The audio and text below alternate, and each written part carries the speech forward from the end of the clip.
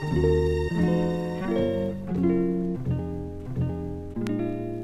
time to take your seat in the front row with Mike Vaccaro. Here's your host, Mike Vaccaro. Hi, everybody, and welcome. It's the very first edition of it, In the Front Row. I am Mike Vaccaro, your host, and this is a podcast where we're going to try to introduce you to people in sports. I'm curious. I want to know about their sports journey, and we're going to bring those to you. And, you know, why a podcast? There's so many podcasts out there. Again, I'm a broadcaster. I'm the radio voice for UNC Wilmington, North Carolina, and I just love to meet people in sports and learn about their journey. How did they get there? How they become the people that they are? So that is what this show is dedicated to. Why in the front row? Well, again, as a broadcaster for basketball, I'm in the front row courtside. For a broadcaster for baseball, I'm in the front row of the press box. So it kind of makes sense that I'm in the front row and you're in the front row with me and have a great seat at these interviews that we're going to bring you throughout the year. So for our very first guest, looking around, trying to figure out who could that person be? Who could we have on our podcast as a very first guest? And I was able to find somebody who shares certainly my passion for sports and a media person as well. But not only shares a passion for sports, he shares my name. Well, no relation, but it's Mike Vaccaro from the New York Post. He is our very first guest. Enjoy episode 1 of In the Front Row with Mike Vaccaro. Well, Mike, first of all, we appreciate you joining us here on our very first podcast, In the Front Row with Mike Vaccaro. And as you can see, there's two of us here. Little resemblance, but no relation. But again, we appreciate you spending some time with us here today. Yeah, we're definitely fraternal twins, if we're any kind of twins. We're definitely, but no, it's a pleasure to be here, and it's been fun to follow your career from a distance. And see that you're doing proud to the moniker. That's right. It's two guys that love sports, same name here, and I would assume right now is a very busy time for you. It is, I guess we could wish it would be busier if the teams that we follow here were better, but certainly the Yankees are in the thick of the wild card race, and the Mets, they're a daily soap opera, so at least they give you something to write about. Unfortunately, the football teams have picked up where they've left off the last couple of years, which is to say they lose every week. But yeah, there's the great thing about New York is that even when the teams lose, there's a lot of interest. In fact, sometimes there's more interest when they lose. And so, we're right in the middle of that. And, next week basketball camp's open, and, the Nets certainly have championship ambitions. And the Knicks had a surprising year last year, which was a whole lot of fun. That was one of the most fun seasons we've had around here in New York City in many years, despite how disappointingly it ended against the Hawks. So it's a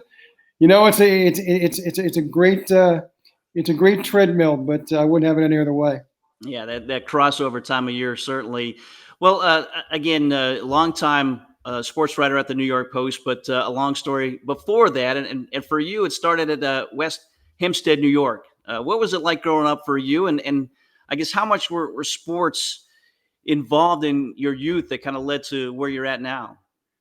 Yeah, they were huge. I mean, look, it goes beyond the fact that it's obviously the most bonding element I had with my father. But I grew up really in a nirvana kind of existence on Long Island in Nassau County. A lot of kids to play with, a lot of games to play every day. We played stickball, we played wiffle ball, we played touch football, we played flag football, we played street hockey. I mean, every day. It was never an issue for my mother what I was doing after school because we were playing some kind of sport. And then on the weekends we'd have the organized sports, basketball and football and baseball, and it was really a wonderful time and a wonderful place to grow up in. Long Island's an interesting place because it generally skews Mets, Jets. At the time, the Nets were playing on Long Island and Islanders, and so as a result, that's kind of what I fell into. Even though my father was a Giants/Yankees fan, so always a lot smarter than me, my father was, but I can blame geography for what I wound up rooting for. But I wound up with 4 Islanders championships right when I was, 13, 14, and 15, and that's the best time I think to enjoy it. And I got my 1 Mets championship when I was 19 and a sophomore in college, so that's not a bad time to do it either because we hopped in the car right after Marty Barrett struck out, and we made it for the parade the next morning. So. but yeah, sports was look, it was number one, playing it, following it, obsessing about it, living and dying over it. There's no doubt that where I grew up and how I grew up is, a large portion of why I became what I became as a sports writer. I mean, sports was a huge influence. I wasn't good enough, I knew, to play beyond varsity basketball, and figured out a way to get it to do that. I also loved writing, and my mother always encouraged me to write, and English was always a big deal for me. And so I was able to combine the two. I got very lucky. Were you a guy that grew up reading the newspapers, reading the stories the next day to see what happened? Or was it something that, again, you would go to and kind of see those guys, those sports writers, and say, one day I want to be those guys? Yeah, I mean, I can honestly remember, this is going to sound like I made it up, but I swear it's true. When I was 7 years old, summer of 1974, June 29th, 1974 to be precise, my father took me to Old Timers Day at Shea Stadium. And it was just a magnificent experience. I mean, the game itself, first baseball game, you fall in love with baseball that day. Anyway, when you're a kid, and sometime during the game, my father pointed to we had good seats because it was my father's company's seats. I was lucky. We turned around. He said, that's the press box. That's where all the sports writers work. And I said, what do sports writers do? My father explained, they basically went and covered baseball games for a living, and that's how they paid the rent. And it was like, well, I want to do that. And more specifically, my father worked in the city every day, his entire professional career. And like a lot of other commuters, what that meant was he bought the Daily News going into the city, and he bought the Post, which is an afternoon paper, coming home from the city. And so he would always bring the Post home with him. And so he would always throw me the Post, when he walked in the door before dinner. And so I used to just, read that cover to cover, having already read Newsday cover to cover, which is the Long Island paper. And I can remember being 7, 8 years old and saying, when I grow up, I want to be a sports columnist for the New York Post. And here I am at 54, and I'm a sports columnist for the New York Post. So, maybe it's not the same as a kid who's 10 years old saying I want to be an astronaut, but I think it's, in my own little galaxy, it is. And I like telling that story for two reasons. One, because it's evidence that your dreams really can come true. That's what happened for me. And, what I then have to quickly tell a lot of, young kids that I advise or counsel is that just because your specific job doesn't come true, the ability to dream can sometimes, being able to visualize what you want to be, at the other side of your career, sometimes does really allow that to happen. Those days or those moments where it seems like it's a grind, you kind of go back to that time and think about, okay, this is what I want to do. This is what I told myself I was going to do when I was really young. And do you kind of reflect on that at all? Always. It's amazing to me. For one thing, Steve Serby, who's a dear friend of mine, was in the papers back when I was 8 years old, and I wanted to be a sports writer. So he loves the fact that I tell him that I've been reading him since I was 8 years old. He loves that part of it. But yeah, definitely. And and I think that's really kind of, I don't think I'm any different than any other sports writer in New York. I think a lot of us grew up around here. Not all of us, but a lot of us did. And those of us who did, I think, have an appreciation for what came before, and just how important newspapers were, not only just in the media arm of things, but just in terms of making New York such a unique sports city. So you grew up at West Hampstead, then you go to Chaminade High School, all boys school, I believe. All boys, 1,600 boys. Yeah. So basically you spend your entire high school career and you're being unable to wait to get to college so you can be introduced to girls again. What was it like there? And I know some pretty prominent folks come out of there. Brian Dennehy, actor, passed away here recently. Bob McKillop, the head coach at Davidson College for basketball, men's basketball. What was it like being around there? And did you know about some of those guys that came before you? Yeah, it's kind of a thing. In your first day at Chaminade, you kind of learn the lineage. And they encourage you to become part of the lineage. It's a school with a great tradition and an incredible academic reputation, which is the reason why my parents steered me there. The deal we made was that I would put in a year there and we'd see how it goes. I was obsessed with basketball when I was a kid, and I was actually a pretty good CYO basketball player. I desperately wanted to go to St. Agnes, which was the local basketball power, a couple of towns over in Rockville Center.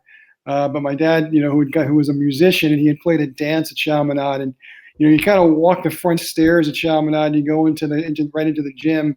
And my father said it felt like he was walking the escalator up into heaven. He's like, "You're trying this for a year and seeing how it goes." And some of my oldest friends I made at Chaminade, and it was a great experience because it allowed me to realize that I wasn't going to be in the NBA playing basketball at some point, and that I had to try for a plan B. And it gave me a great background for plan B. And look, one of the things about going to an all boys school is there's not a lot of distractions, and you learn how to get serious about the important stuff, about learning how to study and learning how to get grades good enough so you can kind of move on and get to where you want to go. And so I'm grateful that I went there. I mean, obviously I think my high school experience would have been a lot different at St. Agnes or at West Hempstead High School, but not any better, not any worse, just different. But I'm happy that I had the experience that I had. Did you do some sports writing while you were there? I did. I worked for Tarmac, which was the school newspaper. Tarmac, our nickname were the Flyers. So that's how Tarmac became the deal. And one of the great things was I was on the varsity basketball team, not playing a lot, but I was also assigned to cover the varsity basketball team. So one of the great things I learned, Coach Basil, never let me forget it. I used to give him a shot every monthly issue, and he said, "That's because I wasn't playing you." I'm like, "Yeah, of course it was. Should have played me." But it wasn't too over the top. But I probably was a little harsher on those teams than a guy who wasn't on the team and not playing probably would have been. Yeah, you got the nice inside view there. Well, from Chaminade, you went to St. Bonaventure. And I know it seems like you really flourished as a sports writer there. What was that like for you? What was that experience like to work for, I guess, a student newspaper there and also the newspaper in town? Well, it's a wonderful contrast, I think, to what you went through at Syracuse, Mike, because it's a tiny school. Look, I mean, when I went to school, I think there were 2,100 undergrads. There were probably 150, 175 people in the mass communication program. So the thing you realize, because of the math, the opportunities are limitless.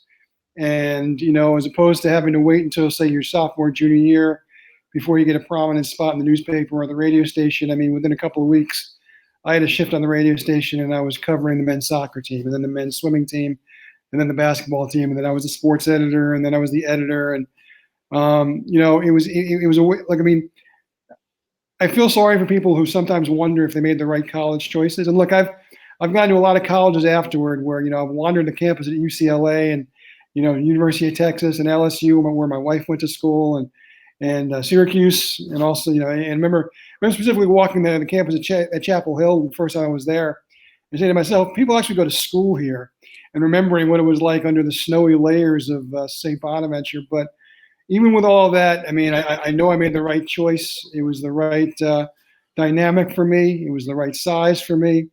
And because it was so small and because I was very ambitious, I was able to get my hands on a lot of things and do a lot of things between ages 18 and 22 that allowed me, I think, to hit the ground running when I got out of school. And it was also just a fun experience. Now, look, I mean, the basketball team is a pretty great part of the experience going to school there now. It was a huge part of the experience there, but it wasn't very good. In fact, I was there at the very beginning of probably a 15 or 20 year downfall. When we wondered if they would ever be good again, which has made all these years later for me, the one thing about being a sports writer in the town where you grew up is that it's really hard to be a fan of the teams that you rooted for. And so really, I have one rooting interest since it's St. Bonaventure basketball, and thankfully, it's not a bad rooting interest these days. It's hard, I think, once you get into this business to learn how to be a fan. Like you said, the teams that you cover, you probably can't be a Mets fan anymore. Maybe you are deep down inside, but St. Bonaventure, I guess, is a sport or a team that you don't necessarily cover right now. Right, and it allows you to understand. Look, I mean, I think sometimes when you cover sports, you can become a little bit immune to how much it means to people. And it's not, they just don't want the information you have. They don't necessarily just want to hear your opinion. I mean, they care about this stuff very much so. And I know as a fan, look, I mean, it sounds absurd to somebody who's not a sports fan that you lose sleep over a game. I mean, my wife is not a sports fan. Believe it or not, even though she's lived with me for close to 30 years now, she's not a sports fan, doesn't understand sports, doesn't get it. She went to LSU. So last year, Bonaventure played LSU in the NCAA tournament, which, in some households would have been, Armageddon. And she pretended for about a week. And then, after a while, she's like, I just want the Bonnies to win because you'll be impossible to live with. I don't care if LSU wins or not. But it's impossible to tell somebody like that it's actually a legitimate thing, that when your team is on a losing streak, that when your team loses a tough game in 12 innings, when your team loses in double overtime, you can't sleep that night because you replay the game. And yes, logically you say, well, they don't care about what happened to you, and why is it such a big part of your life? But it is. And thank God for guys like you and me that it is, because that's why we have jobs. But it's important, I think, to retain that. I think if you don't have a rooting interest as a sports writer or as a sports broadcaster or somebody involved in sports media, you really lose an element of understanding what your readership, your listenership, your audience cares about. And to me, the fact is that, no, I don't live and die over Mets games anymore. And when the Jets play terrible, I write about them and I make, some bad jokes, and I file my column, and I don't think about it again until I have to write about them again. But I understand the people who are reading those stories, or reading those columns, feel the way fans feel. And I know how fans feel because I do have an emotional investment in at least one team, the St. Bonaventure basketball team, where, when they lose a tough game to St. Joe's, or, when they beat a certain team in Central New York, as they did a couple of years ago for the first time in decades, you wind up feeling like you're the king of the world. And it's, again, inexplicable and illogical, but, God bless the fact that we have those feelings.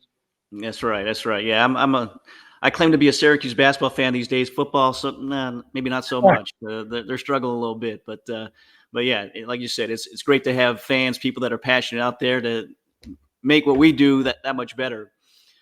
Your time at St. Bonaventure, Woj was a guy that and met, and you guys have a pretty special bond. Yeah, Adrian is one of my dearest friends in life. I mean, he was 2 years behind me in school. I remember him kind of stalking me in the first weekend his freshman year. We lived on the same floor, but he couldn't find me, and he finally found me. And wanted to know when the first newspaper meeting was, and I said, "There's signs all around campus, dude. Just look." It was the beginning of an incredible friendship that we've been friends since 1987, and I'm godfather to his son. His son Ben is the pride and joy of my life, and my friendship with Adrian and his wife Amy, who I also knew from Bonaventure, is one of the most important things in my life. And I was there for the creation of the first Woj Bomb.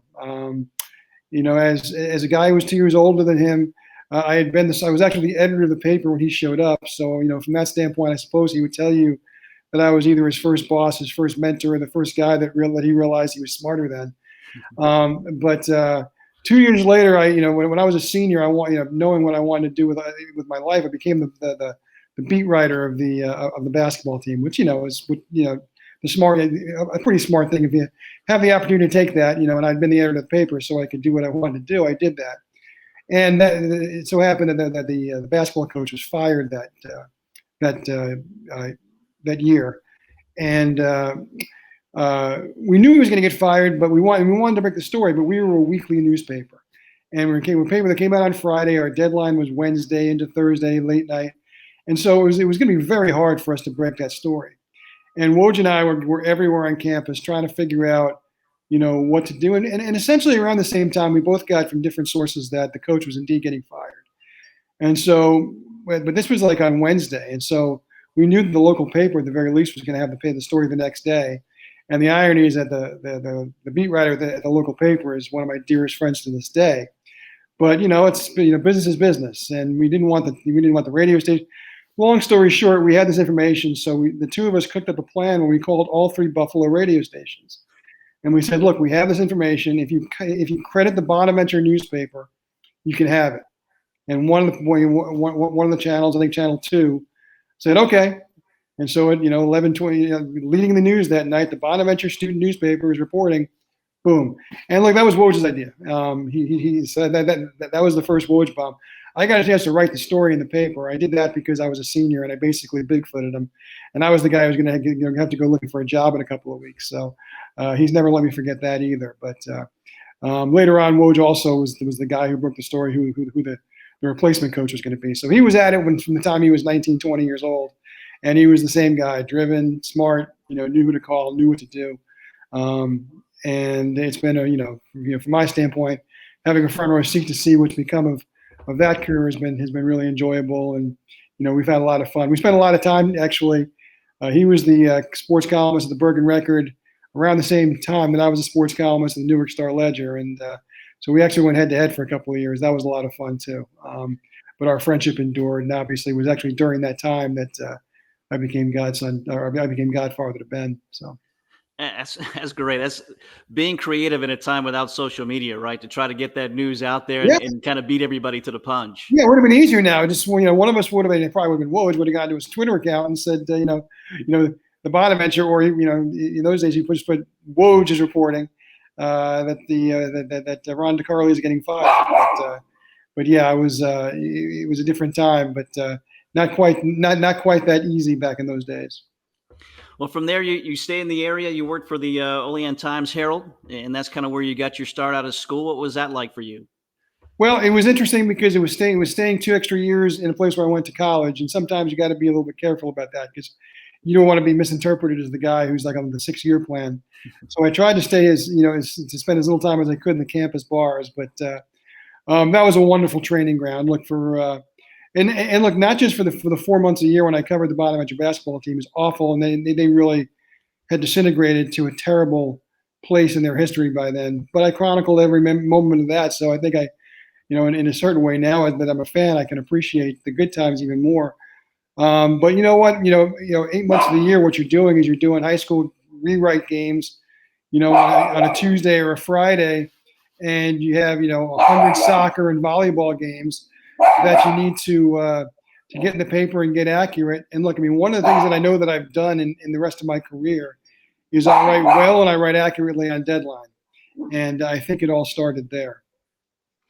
And from there, then you go to Arkansas. So you kind of move away. Is this the first time or the furthest you moved away from the area? I spent a little time in Kansas City later on also, but Arkansas was a little bit different culture.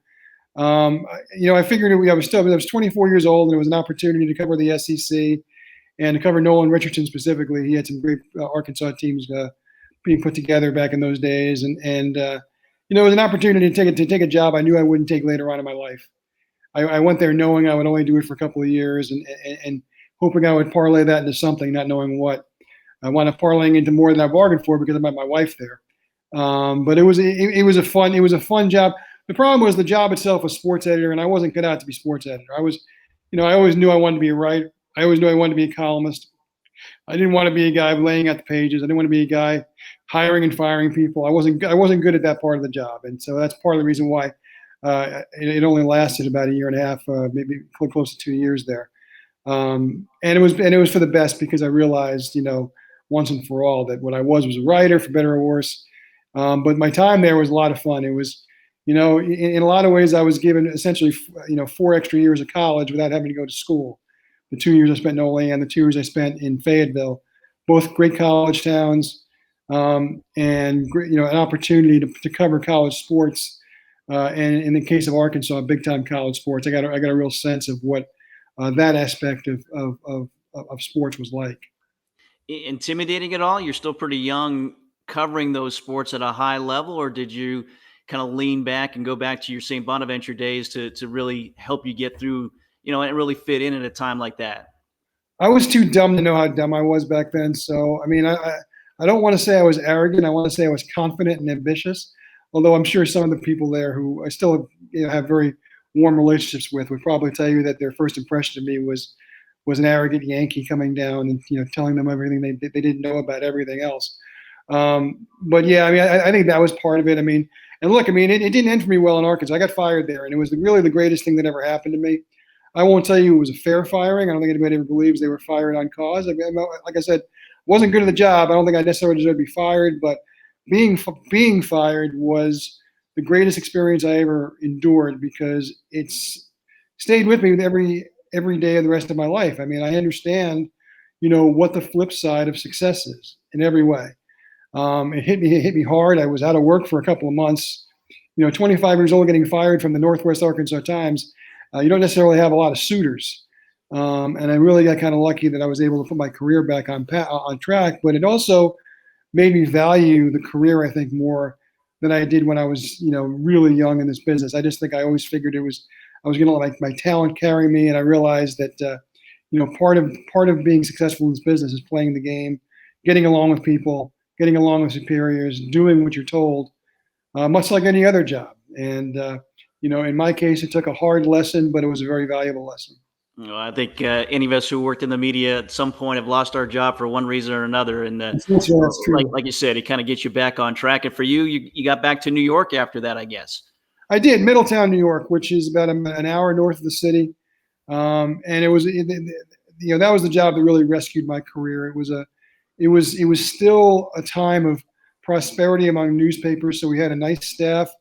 We were allowed. Look, I mean, I had my local responsibilities I had to do, but if you were willing to put in the time, which I was willing to put in 50 and 60-hour weeks.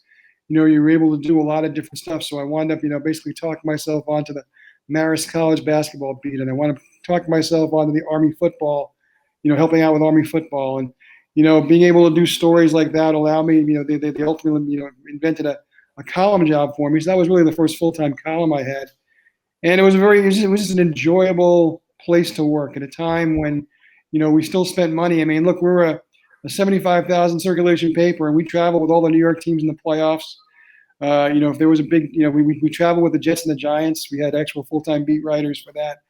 Not long after I left there is when the financial scythe kind of came through and kind of started to cut things. But I mean, it was a wonderful training ground. And I've been the product of a lot of good timing, and working at the Middletown Times-Herald Record, probably during its most prosperous time, was a real blessing for me, because it allowed me, put me in a position to get a lot of other, I think, jobs down the road, because especially, and there was no internet yet, and believe it or not, with I think it was the last couple of weeks I was at the paper when they finally had a website. So my bad columns were allowed to die in the darkness.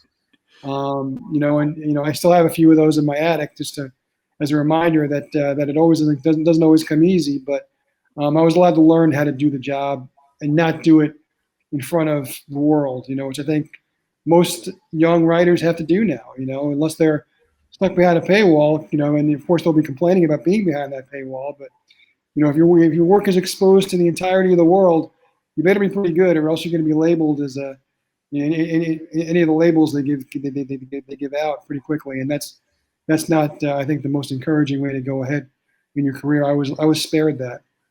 You mentioned you're working long hours there. Are you married at this point? You said you met your wife in Arkansas. Are you married at this point? And how do you balance all that?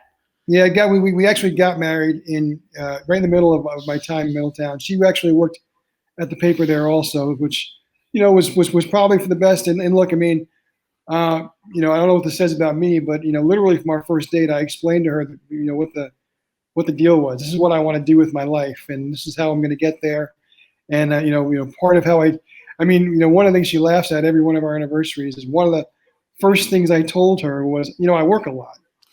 That's a quote, and she never lets me forget that, especially now, because maybe I don't necessarily work quite, I don't burn the midnight oil quite the way I did back then. But I got lucky, because look, I mean, not every spouse would have been as agreeable with that. And our circumstances were such, I mean, look, we never had kids. So, if I had a family, I mean, things probably would have been different. But it was the way our lives worked out. I've been extraordinarily fortunate that aspect of my life has been, a real source of joy and light, and it could have been different if I had married somebody else. So you go from Middletown, New York, you go to Kansas City. You spent some time there as well. What was that like for you, and how'd you get from New York to Kansas City? Well, I was lucky, because I had a dear friend who I met, believe it or not, in the burgeoning days of the internet, Joe Posnanski. He and I both contributed to the Scripps Hour news service, and that's kind of how we met each other, was through reading each other's work. And in those days, I mean, it was as simple as, I believe I reached out to him and said, "Hey, I really like your work." And he's like, "Hey, I really like yours." And we became friends that way. We basically became pen pals. And it was, he was at the Cincinnati Post when that happened. Got the job at the Kansas City Star as their lead columnist, or co-lead columnist, along with Jason Whitlock. It was an incredible staff. And a job came open for a takeout writer and a third columnist. And he pushed for me, and pushed me to a degree where the sports editor was not, he already had his eyes on 2 or 3 other people. He's like, why am I going to even talk to a guy from Middletown, New York? That's absurd. I can give this job to anybody I want to. And, thanks to Joe, he was able to convince that sports editor to actually open up the envelope and read my stuff. And that's how I got the job. I mean, it was persistence, but and a little bit of luck. Din Mann was the sports editor. I should probably give him full credit because really being hired in Kansas City changed my life and it changed my career. And Din went on to invent and become the chief honcho of Major League Baseball Advanced Media. He's a brilliant guy. Being around him expanded my universe in so many ways. His deputy, who ultimately became sports editor when Din moved on, was a guy named Mike Fannin, who's now the editor of the Kansas City Star. He changed my life, and that he was the greatest editor I ever worked for, the single greatest line editor I ever worked for. I mean, when you would, and I was a guy who was responsible for a couple of, some 5,000, 6,000 word takeouts in addition to whatever columns I would write. And this is a guy who would take apart every sentence and make it better. I feel sorry for younger writers who don't have that kind of hands-on editing early in their career. I was, just turning 30, and it's like when I look at my stuff when I went to Kansas City and I look at my stuff after it, it was the most profound experience because it became significantly better. I just understood. I think I had a lot of raw materials to work with when I got to Kansas City. I had some talent, certainly had the work ethic. I certainly had the ambition and the want to. And kind of going through the meat grinder in Kansas City, coming out the other side, is what I am now. And I owe Din Mann and I owe Mike Fannin. I owe being able to work alongside guys like Joe Posnanski and Jason Whitlock and Blair Kirchhoff and some of the guys, Bob Dutton, some of the guys I worked with in Kansas City. They all allowed that to happen. It was a great laboratory for learning. It really was. And I'm not sure how many of those things are available to younger writers now. Do you use yourself as a resource like that for younger writers? Do I try to. Yeah, I try to. I mean, I've been fortunate. I've been mentored. Jerry Eisenberg was a guy I worked with in Newark, and he was a guy who took me under his wing. Dave Anderson, longtime columnist at the New York Times, took me under his wing. A lot of people have gone out of their way to help me and to give their advice. Harvey Arrington, Ian O'Connor, Mark Kriegel, I can go on and on. The generosity that I was afforded at various times in my career almost is humbling, and I've made certain to pay that forward. I don't know that I've been able to be as successful in terms of helping others as the others were for me, but I've tried.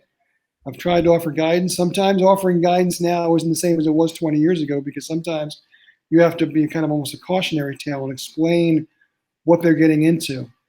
And that can't always be easy. But I've been extraordinarily lucky. I really have been. Yeah, it's been an incredible life, and all that to lead you back home in a sense to the New York Post. You've been there such a long time. How did you come back to there? And again, you said as a 7-year-old that was your goal, and to finally see that realized, what did that mean to you? Well, it meant everything. I mean, I probably applied there 15 times, starting as a junior in college, wanting to get an internship there. And what's funny is that the guy who wanted to hire me, Greg Gallo, he was there for a number of years. And he, when he retired, he sent me a present, which was an unopened envelope. It was something that I had sent him probably 10 years earlier. I'm like, this isn't open. It's not even unsealed. He's like, I have about 7 others. Like, if you'd like that. I'm like, no, I don't want that. He's like, but you should make you feel better. I didn't hire you because your work wasn't any good. It's because I never actually read it. I'm like, okay, I guess I do feel better about that. But I knew that I wanted to ultimately try and work at one of the New York papers. And the Post was always, I just had a special affinity for the Post because it was it was my father's paper. And, when the opening occurred in 2002, I didn't even apply for it, amazingly not, because I just, at that level, that job is a job that gets recruited for. And I just happened to get lucky. A couple of people at the paper were looking out for me. Joel Sherman specifically recommended me. And, through a process of about 2 months, I wound up getting the job. And, I realized once I got the job, I said, this is the job I've always wanted. I'm not going to screw this up. This is, it's like that moment in Wall Street when Bud Fox says life comes down to a few moments. But one of my moments was getting hired at the Post. And, luckily here I am 19 years later. And, it's been everything. 19 years for you, going on 20 at the Post. What's sustained you this long? What has kept you going during this time? And do you have, the biggest memory of the biggest sport maybe that you've covered during that time that you look back at? Well, I think the thing is that I still like it. I literally look forward to waking up every day because I know I have a chance to write something that day. And I know that not everybody maintains that enthusiasm over a long period of time. I still like sports. I think that's part of it. I think too many guys who do this for too many years, you talk to them in press boxes and they hate everything about sports. They hate the games. They hate how long they take. They hate the players. They hate talking to people. They hate traveling. I still love all of that. In fact, God knows I miss traveling because we haven't done a lot of it in the last year and a half. Hopefully we can get back to getting on airplanes soon. At least I've only done that once or twice in the last year and a half. But I still love all of it. I really do. And I love the job. And, I love working with my colleagues. I really do love everything about the job. And I think that's part of it. I think that's what, you asked what sustains you. That definitely is what gets you out of bed every day. It's definitely what makes you, want to, stay fresh and relevant. In my case, look, there are a lot of guys 20 years in the job. I think they could do a lot of their stuff off the top of their head. And look, you write 250 columns a year. Some of that's going to have to be the way it is because of deadlines and so forth, especially in a time of COVID. But I still, I still enjoy talking to people. I still enjoy the reporting aspect of it. I still enjoy finding stuff out that I didn't know 5 minutes ago and then, passing it along in the form of a column. I still enjoy informed opinion as opposed to, crazy, wild, hot take opinion. And so that's really what it is for me. I just enjoy it.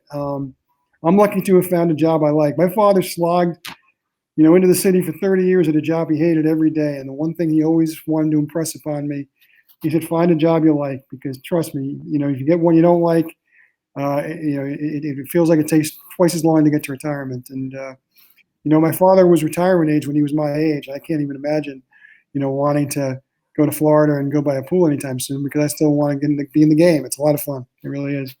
And it's especially fun at the Post. We tend to take ourselves that seriously. We tend to try and go for a laugh once in a while, which is a nice thing.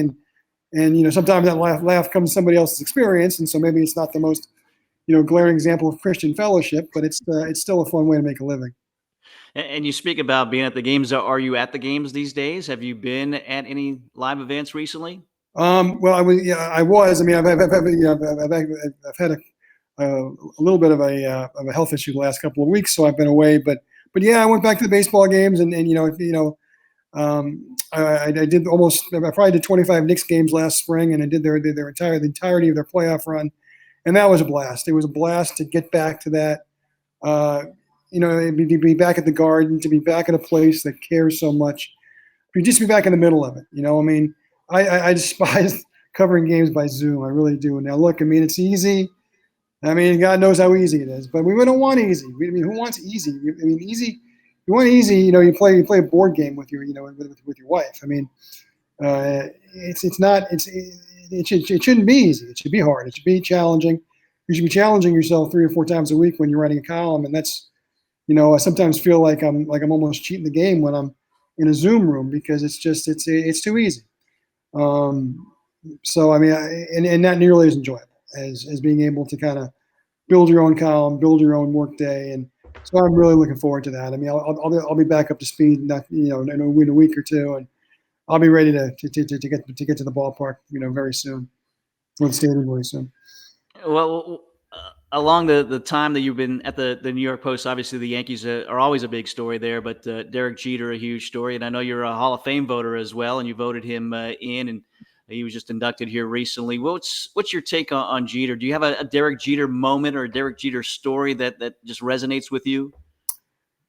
Just that every day he was accountable. And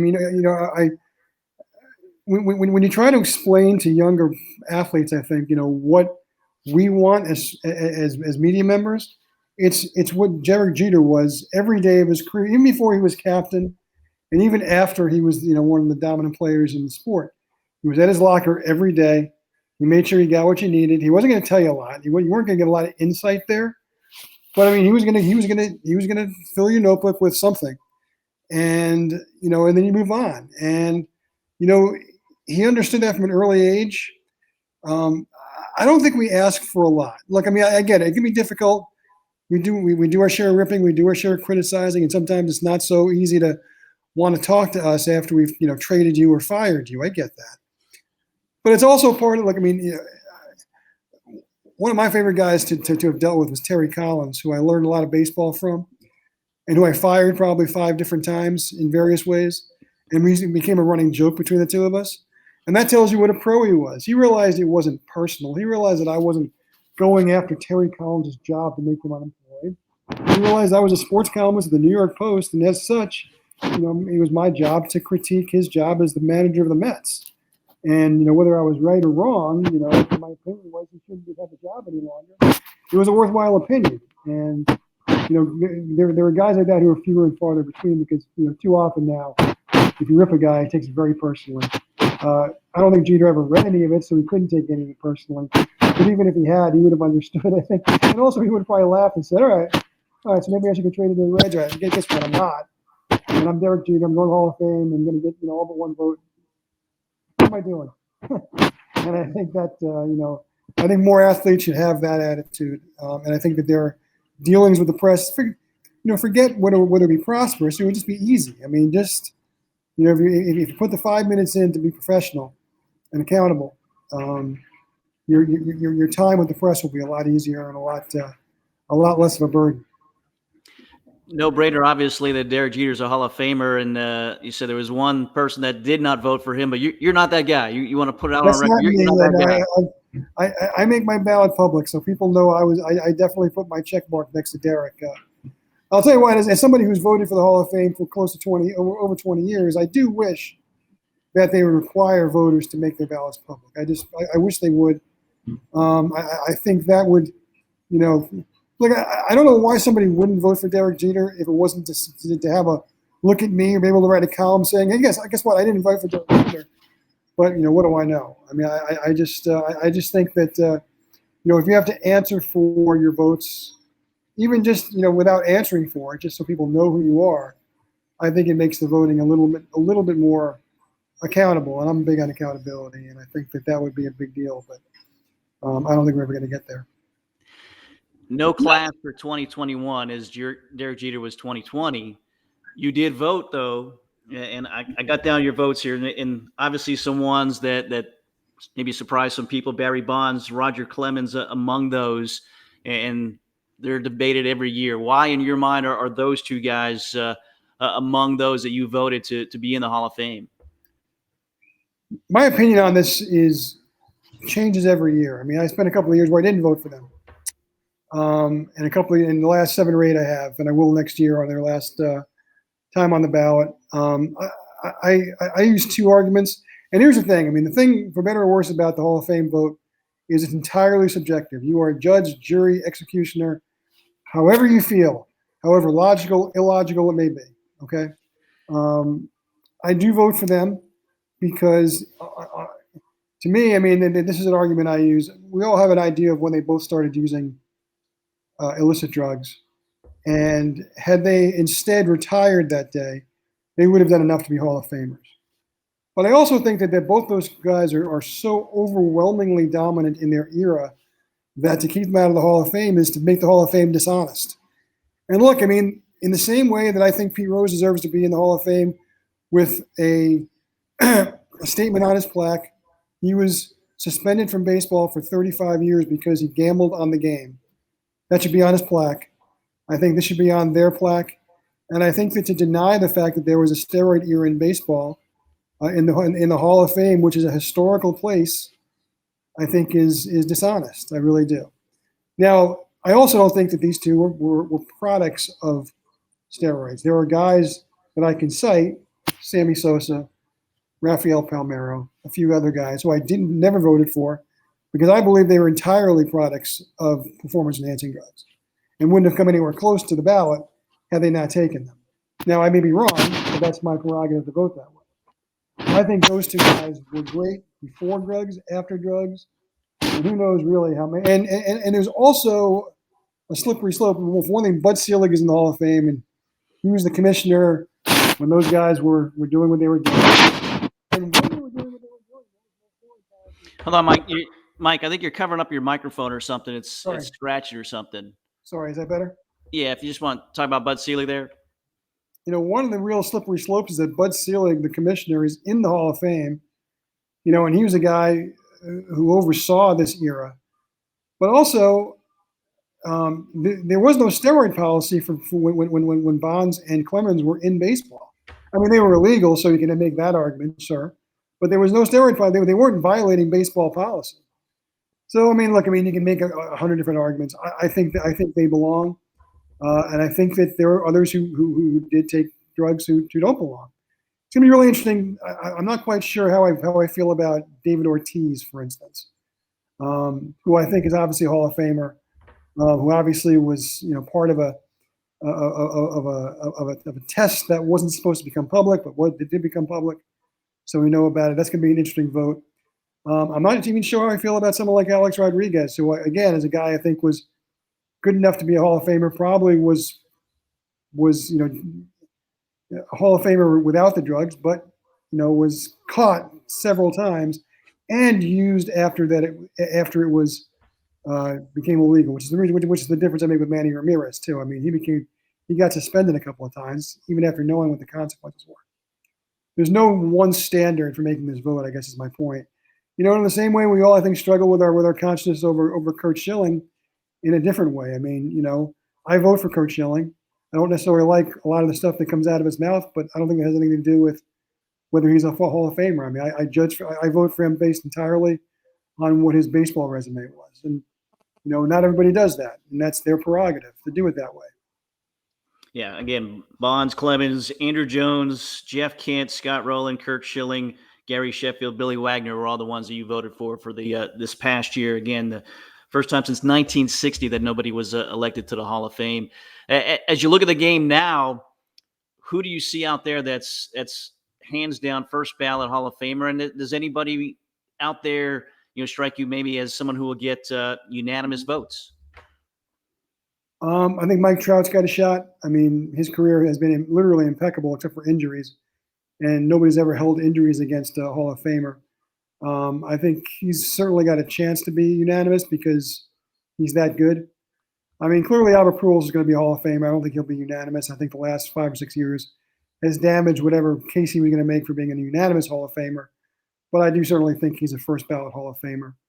What I find interesting are the guys who were early in their careers, guys like, Fernando Tatis or Vlad Guerrero. I mean, clearly you can't say they're Hall of Famers yet. They've got, 2 and 3 years under their belts. And, I go back to when I was a kid. It's funny when you go back and you look at old All-Star games, from the mid-'70s, and you see like Fred Lynn is referred to on the broadcast as future Hall of Famer Fred Lynn, future Hall of Famer Dave Parker, future Hall of Famer Steve Garvey.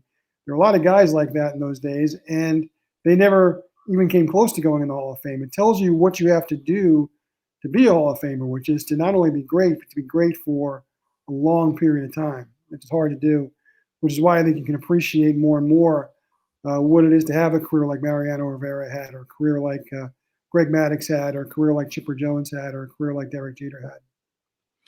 As a sports writer, you kind of made that transition to a writer of books, and you have several books out there, all baseball books.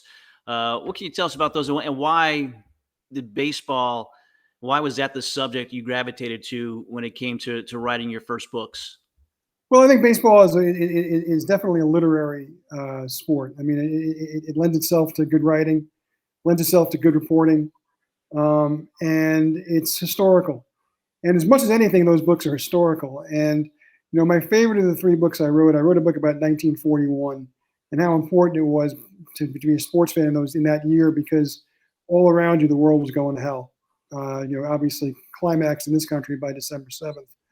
But every day, and part of what I did as part of the research for that book was I read the New York Times cover to cover every day from that year, and it really, even reading the stories, decades later, it was terrifying to think about what it was like to live in that time. And you contrast that with the 4 great sports events of that year. In baseball, you had DiMaggio's hitting streak, you had Ted Williams hitting 406. In horse racing, which was a huge sport in 1941, Whirlaway became the most beloved Triple Crown winner in history. And in boxing, one of the greatest boxing matches of all time between Joe Louis and Billy Conn. Billy Conn was the light heavyweight champion. Joe Louis was a beloved heavyweight champion, and they had an incredible fight at the Polo Grounds in June that year. And it was, it was being able to retell those stories. It was being able to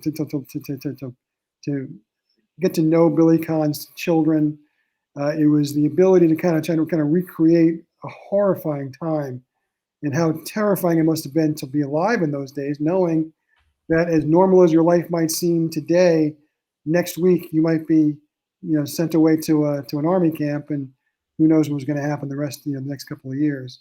That was the most satisfying book. I had the most fun doing that book. But I also, it was a way to do something completely different from my regular job. My regular job, I spit out 725 words every day. When you write a book and you sit down to do a session of book writing, sometimes you're writing as many as 2,000 and 3,000 words in a day.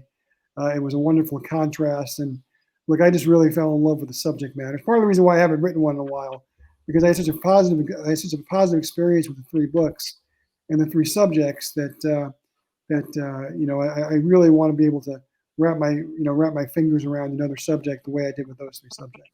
Yeah, your last book, 2009, the first fall classic about the 1912 World Series. That'll be interesting as far as the research for something like that. A lot of newspapers. Look, there were 15 newspapers in New York in 1912. There were 9 in Boston. I spent a whole week at the Library of Congress reading newspapers from across the country.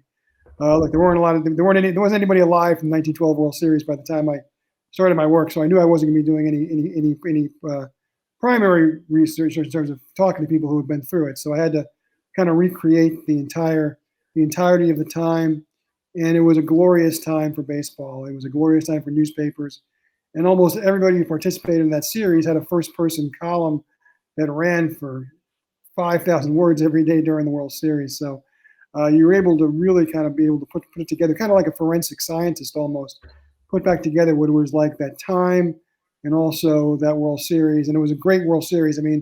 First fall classic, sometimes it can be misleading. It wasn't obviously the first World Series.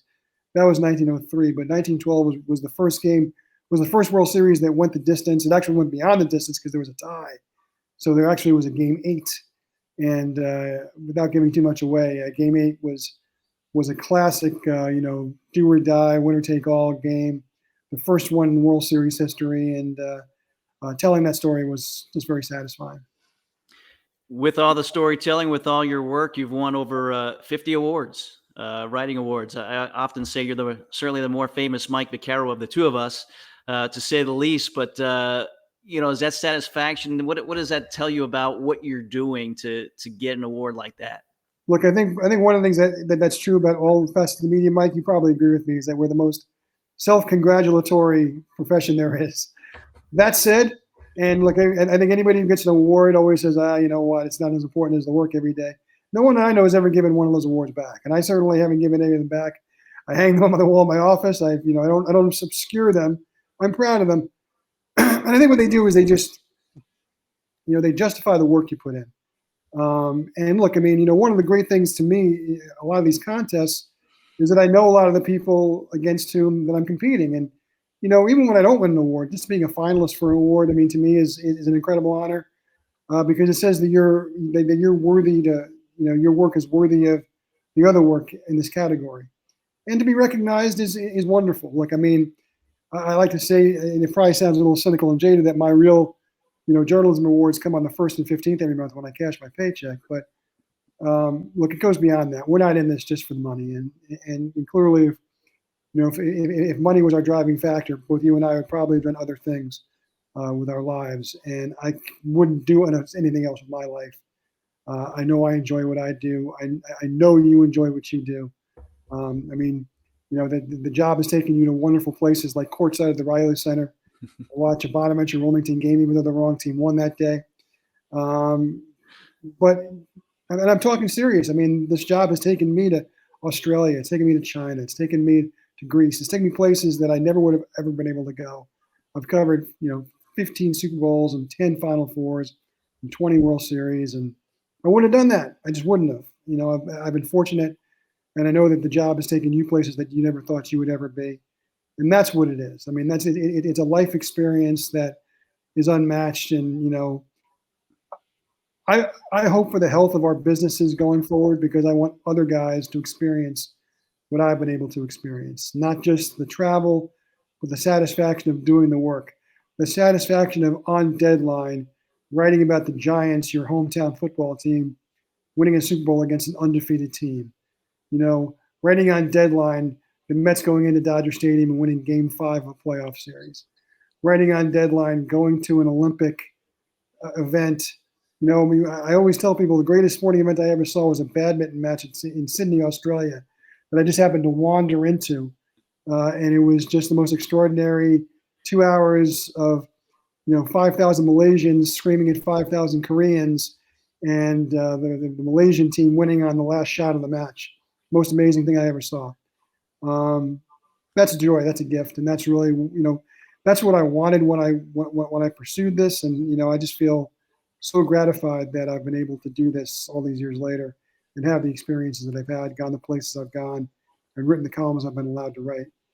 Yeah, certainly it's a passion. It's something that we love to do, as you said, and you go to places you never thought you'd been to. Like I said, or like you said, St. Bonaventure, I was there with the UNCW calling the game that went the way of the Seahawks. And one thing, as you and I kind of connected when I was on that trip, and a big award for you is you said there's a sandwich named after you back there at St. Bonaventure. Tell me about that. Well, Angie's is a local hangout he's a huge Bonaventure basketball gathering spot. Angie's a guy that I know going back to when I was working in Olean, New York. So it's not a permanent part of the menu, but it's the occasional, whatever he wants to bring back, the Italian sub, he brings back the Vaccaro sub, and that's, of course, got a lot of salami and a lot of provolone, and you go on and on. But it was an honor. It was an honor. The first time he sent me a menu with my name on it, I had that framed, and I still have that somewhere in my office. And it's not the healthiest lunchtime fare, but I wouldn't want any other way. I wouldn't want a tofu sandwich named after me. You talk about dishonest. That would be dishonest. Yeah, not much Italian food is healthy, but it's good for you. I mean, it tastes good. So absolutely, so that's a it great you feel honor. Alive. It makes you feel alive, as my grandmother said. There you go. There you go. Well, wrapping things up, how can people follow you? How can they see more about what you're doing and your work? Well, on Twitter, my Twitter handle is Mike Vac. That's capital M, capital V with 2 C's. Like my work's available on the Post website every day. We're still one of the few that doesn't have a paywall, though we just begun a Post Plus site, which has some really cool extra stuff. So if you want to check that out, we have a free trial. It's interesting stuff. But my columns are still available for free, and you can check those out at nypost.com/sports. And that includes Vax Wax. What are Vax Wax? That's my Sunday column. In the grand tradition, going back to Jimmy Cannon, who was a New York Post columnist in the 40s and 50s, and one of the great bylines of all time. And he was the guy who, speaking of Joe Louis, once said he was a credit to his race, the human race. And so, it's kind of a tribute to actually having that chair in the paper now. Sunday is a day where I answer some reader mail. I also have 5 or 6, just thoughts off the top of my head, some of them sports related, some of them not. And I call it my talk radio column, because it's generally a column that I just go off the top of my head. That's the one a week that I do go off the top of my head, because whatever's on my mind, whether I rank, the top 10 shortstops in New York history, or the 10 worst Mets losses that I've ever seen in person, or stuff like that. It's a fun column. But the Vax Wax element of it is the 4 or 5 kind of bullet points every week that I have, which we'll talk about, anything that comes into my mind, whether it's a random Springsteen thought, or whether it's a random TV show thought, or whether it's something about how terrible the Yankees are playing. Well, that's great stuff, and stuff we'll certainly look forward to keeping an eye on and reading throughout the year as well. Mike Vaccaro, the other Mike Vaccaro, as you said there, from the New York Post. Thanks for spending some time with us in the front row here and being our very first guest and kicking this thing off.